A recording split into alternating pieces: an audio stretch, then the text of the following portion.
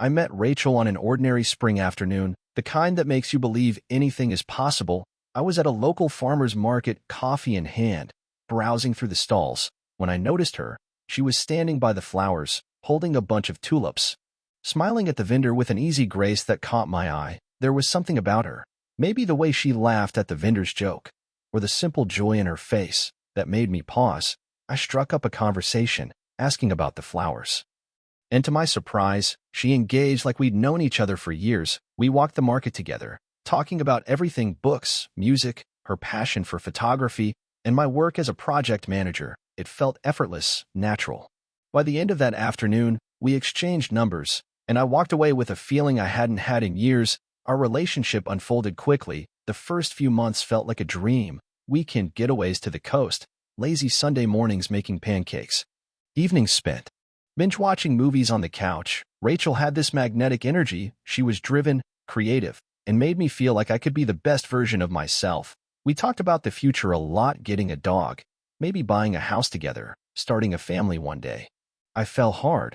I wasn't the kind of guy who rushed into things, but with Rachel, it felt different. We fit. At least that's what I believed. She'd tell me she'd never felt this way about anyone else, that I was the man she saw herself growing old with. And I believed her. Looking back, maybe I was too eager, too trusting. But at the time, I was just a man who thought he'd found the love of his life. It started with a call on a Wednesday evening. Rachel seemed flustered, her voice a little too high, a little too quick. She said her mom wasn't feeling well, something about sudden chest pains and a trip to the ER. She needed to drive up to see her, stay the weekend, maybe longer. She packed in a rush, barely looking at me, stuffing clothes into a duffel bag while talking on speakerphone, confirming plans with someone I couldn't quite hear. I offered to come with her, but she brushed me off. No, it's fine. You've got work. Besides, it's just family stuff. I'll keep you posted. Her kiss goodbye was rushed, barely grazing my cheek. The whole thing felt off. Rachel wasn't the type to leave without a plan, without at least texting me updates. But I pushed down the unease, told myself I was overthinking. Over the next few days, her communication was sparse. I'd send a text, "How's your mom doing?" And she'd reply hours later with a vague "better, I think." When I tried to call, it would ring, go to voicemail. By the third day, I noticed little details that didn't add up. A friend of hers posted a story at a cafe in our city. Rachel's car was parked outside. Plain as day. I asked her about it that night, half joking. "Hey, funny, thought you were out of town?" Her laugh was tight, a little forced. She claimed she had to come back briefly to pick up something for her mom: medication. Paperwork. She wasn't clear. I wanted to believe her. God, I wanted to believe her. We'd built so much together. How could I doubt her? So I let it go, but something was brewing under the surface, a quiet hum of dread that I couldn't shake. Looking back, I should have listened to that feeling. By the fifth day, my mind was racing in circles I couldn't escape. Rachel's texts had become shorter, almost robotic. "Busy, talk later, mom's resting, no news yet." When I called, it went straight to voicemail more often than not. Once, when I did get through, the background noise didn't match her story: a faint thump of bass, laughter, not the quiet hum of a hospital room. I asked her where she was, and she said she'd stepped outside for air. I told myself I was overthinking, but the pit in my stomach only grew. Then came the message. A friend of mine, Emma, sent me a screenshot. "Hey, thought you'd want to see this." Her text read. It was an Instagram story. Rachel, smiling in a group selfie at a rooftop bar, drink in hand. The caption read, "Nothing like good friends," and a little nostalgia dizzy. #sit nights, #catching up. The timestamp? The same night she'd told me she was at her mom's bedside. I stared at that photo for a long time, my heart thudding in my chest. The worst part wasn't just that she was out. It was the people she was with. One face in particular stood out, unmistakable even through the grainy resolution.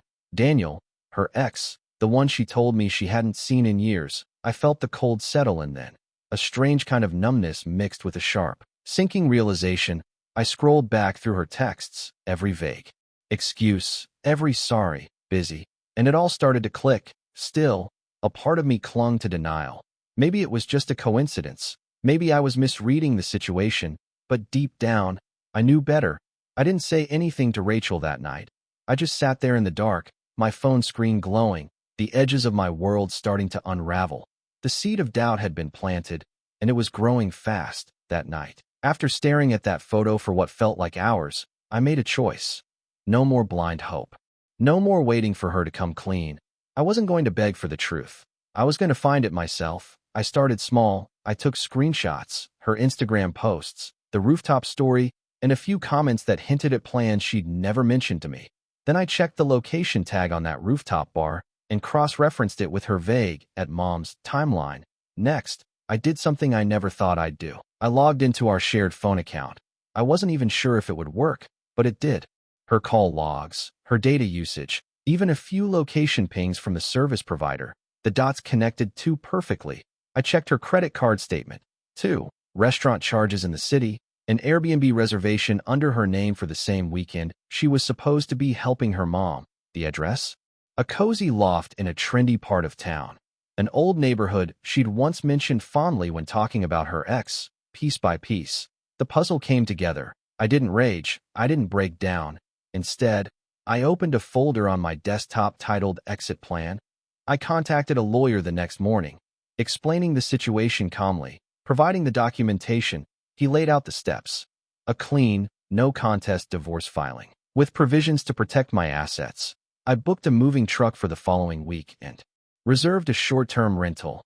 I made a list of everything I'd need to take. My important documents, my tools, the few sentimental things I cared about. I wasn't going to make a scene. I wasn't going to shout or plead. I was going to walk away with my dignity intact. This wasn't about revenge. It was about self-respect. I spent that night drafting a simple message. Rachel, I know. We're done. I didn't send it yet. Not yet. First, I had a few more moves to make.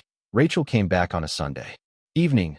I heard her car in the driveway, the sound of her key in the lock. She walked in with that practiced smile, calling out my name like everything was normal, like the past week hadn't happened. But the house wasn't the same. The living room was bare, furniture gone, the shelves where we'd kept photos empty, my things packed, my presents erased. And there, on the dining table, was the folder, the divorce papers, neatly stacked with a note that read, in simple print, I know, don't contact me. The lawyer will be in touch. For a moment, she just stood there, blinking like she couldn't make sense of what she was seeing. Then her voice cracked. James, what is this? What the hell is this? I walked in from the kitchen, calm, steady. It's exactly what it looks like. Her face twisted. First confusion, then panic. She stepped toward me, hands trembling. Wait, just talk to me. This is crazy. You're overreacting. Her voice was shrill now, her eyes wide with a kind of desperate disbelief. I didn't move, didn't flinch. I just looked at her. Rachel, I know about Daniel. The trips, the lies, the nights you said you were with your mom. She froze, her mouth opening, then closing, for a heartbeat. I saw the truth flash across her face. Then came the excuses, the rapid-fire justifications. It wasn't like that. It was just a mistake. I was confused. It didn't mean anything. I let her words wash over me. Empty noise in a room that no longer held meaning. I'm done, Rachel. My voice was quiet, measured. You made your choice. This is mine. She broke then. Really broke. Tears streamed down her face. Her voice cracked as she pleaded, begging for another chance, swearing it wouldn't happen again. But there was nothing left to say. I picked up my keys, walked past her without another word, and stepped into the evening air. The weight I'd been carrying for weeks lifted, replaced by a cold, clear certainty. It was over. It didn't take long for the fallout to begin. By the next morning, Rachel's friends, mutuals we'd both known for years, started texting me. Messages ranged from confused questions to outright accusations. James, what the hell are you doing to her? She said you blindsided her with divorce papers. Are you seriously kicking her out without a word? Then came the more vicious ones. You're a control freak. Man, she said you were always cold, that you didn't let her have a life outside of you. Rachel wasn't just spinning a story, she was rewriting the entire narrative. According to her, I was the bad guy, the emotionally distant, possessive husband who drove her into the arms of an ex because I never made her feel seen, she told people. I'd been monitoring her phone, that I stalked her, that I had anger issues. Some friends dropped off without a word, others stayed, but awkwardly, hesitating when I spoke, as if waiting for me to crack and reveal the monster she described. I didn't engage. I let the noise wash over me. I had no interest in defending myself in the court of public opinion. My focus was on facts, not feelings. Legally, my lawyer was handling everything. He helped me send cease and desist letters when Rachel hinted at dragging my name through court on fabricated claims. I kept every text, every call log, every bank statement, the screenshots from her posts, the Airbnb reservations, the phone records. They were all neatly documented in a folder marked evidence. Emotionally, I stayed grounded. I started therapy, not because I thought I was broken, but because I wanted to process what had happened without letting it poison my future. Rachel could spin whatever story she wanted, but the truth didn't need defending. It simply existed, like bedrock beneath a shallow tide of lies. I wasn't going to fight in the mud. I wasn't going to argue. I was going to let her noise fade into the background while I rebuilt my life. And when the dust settled, I'd still be standing. After the papers were signed and the dust started to settle, I moved into a small apartment across town. It wasn't fancy, just a one-bedroom with creaky floors and a view of the parking lot. But it was mine. I started reconnecting with friends I hadn't seen in years, taking up hobbies I'd long shelved. Fishing trips, weekend hikes, even a few cooking classes. I focused on my work, putting in long hours, not because I had to, but because I wanted to feel in control of something. There were moments, though quiet nights, when I sat alone, the TV humming in the background. When the weight of it all would creep in, I'd remember the sound of Rachel's laughter, or the way she used to trace her finger along my arm when we were talking, and for a second it hurt like hell. But then I'd remind myself, that chapter is closed, and every day, the air felt a little lighter. Looking back, I see it clearly now. Love without trust is an illusion, something you build on sand, not stone. When someone shows you who they are, believe them. The truth doesn't need permission to exist. I learned the hard way that loyalty is a choice, and so is betrayal, and I learned that walking away isn't weakness. It's the first step toward freedom. She chose her path. I chose not to drown with her.